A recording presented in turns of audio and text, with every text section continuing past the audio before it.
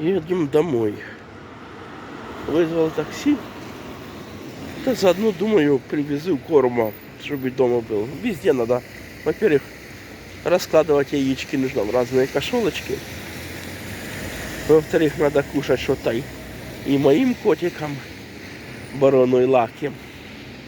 Вот это выведение шерсти тоже хорошо для них. И уличным, чтобы или оттуда набирать.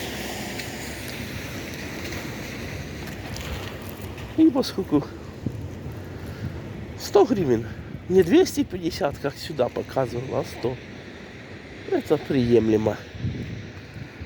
И то только из-за того, что я заболел, мне тяжело двигаться и кашляю. Внутри так болит.